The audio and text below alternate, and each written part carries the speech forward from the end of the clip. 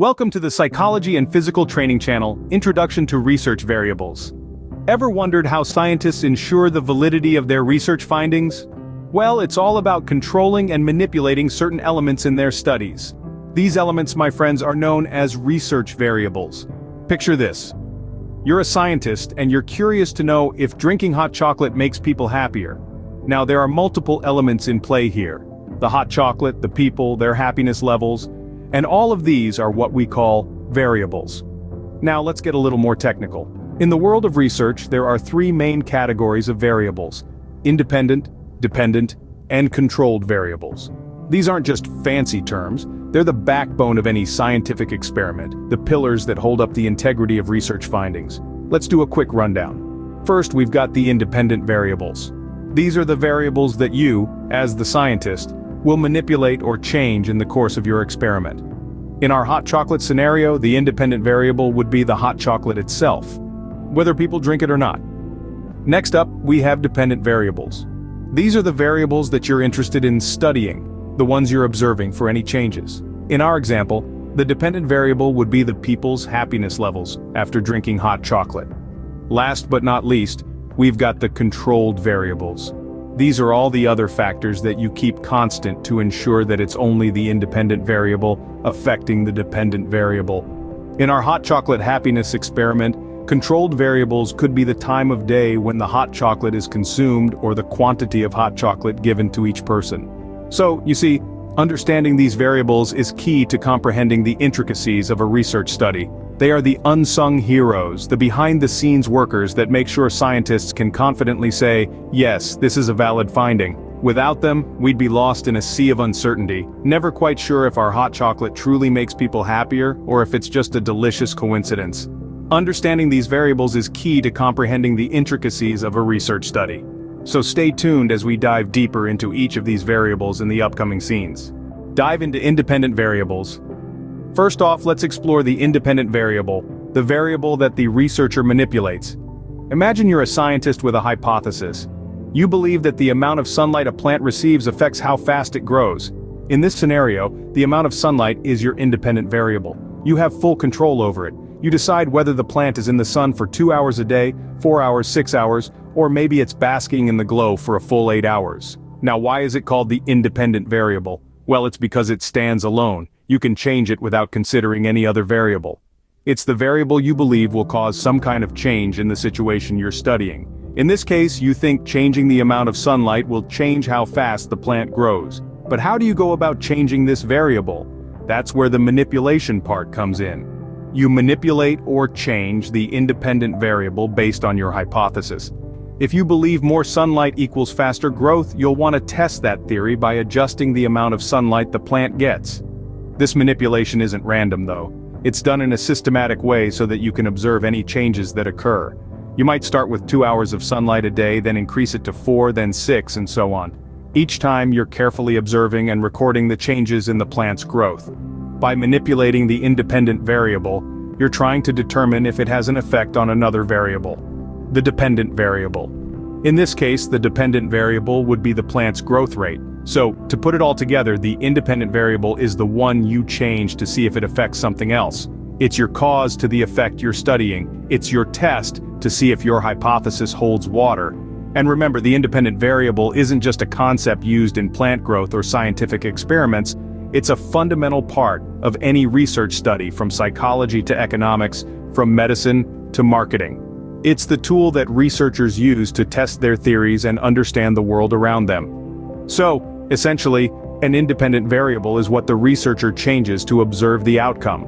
Understanding dependent variables. Now let's shift our focus to the dependent variable, the variable that is being tested and measured in an experiment. In the realm of research, the dependent variable is the star of the show. It's the reason why we conduct experiments in the first place. This variable is the one we're interested in, the one we're trying to understand better. And how do we do that? By observing how it behaves when we tweak or manipulate another variable, known as the independent variable. Let's break it down a bit further. The term dependent inherently suggests that something is reliant or contingent on something else. In this context, the dependent variable depends on the independent variable. When the independent variable changes, it impacts the dependent variable. And it's this impact that we measure. Let's illustrate this with a simple example. Imagine you're studying the effect of sleep on academic performance. In this case, the amount of sleep a person gets is the independent variable. It's what you, as the researcher, manipulate. On the other hand, the academic performance is the dependent variable. It's what you're measuring and what's being affected by the changes in the independent variable. So, if you were to change the amount of sleep a person gets, you would then observe changes in their academic performance. If the students sleep more, do their grades improve? If they sleep less, do their grades drop? These are the questions you would seek to answer by observing the dependent variable. This process of manipulation and observation is at the very heart of experimental research. It allows us to establish causal relationships between variables, which in turn provides us with valuable insights into how the world around us works. In a nutshell, the dependent variable is what changes when the independent variable is manipulated. It's the variable that allows us to see the effects of our manipulations. It's the variable that holds the answers we're seeking in our research. The role of controlled variables. Finally, let's tackle controlled variables. These are the constants in an experiment. They are the unsung heroes, the silent sentinels, if you will, that ensure your experiment's integrity remains intact. So, what are controlled variables? Picture this. You're baking a cake. The recipe calls for specific ingredients in exact quantities. You're not going to use a cup of salt instead of sugar, right? In an experiment, the controlled variables are the recipe. They're the elements you keep the same to ensure that your results are due to the changes you've made intentionally, not because you've accidentally added a cup of salt instead of sugar. Imagine you're conducting an experiment to see if sunlight affects the growth rate of a plant, an experiment many of us might have done back in grade school. Your independent variable is the amount of sunlight each plant gets, and your dependent variable is the plant's growth rate.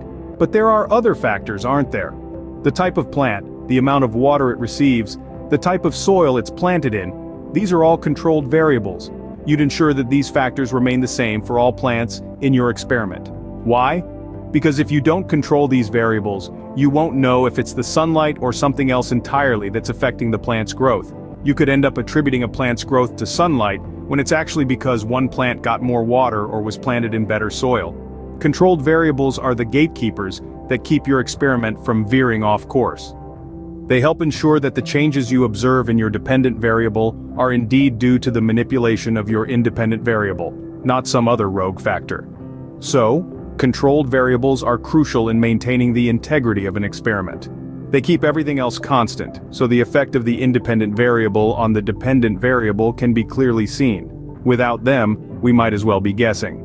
Controlled variables are the unsung heroes of research, ensuring that the results are reliable and valid. So next time you're conducting an experiment, remember to give these silent sentinels the appreciation they deserve. Importance of variables in experimental control. Now that we've explored the three categories of variables, let's talk about why they are so crucial in experimental control. Variables are the backbone of any experiment. They give shape to our research, guiding us in what to measure, observe, and record.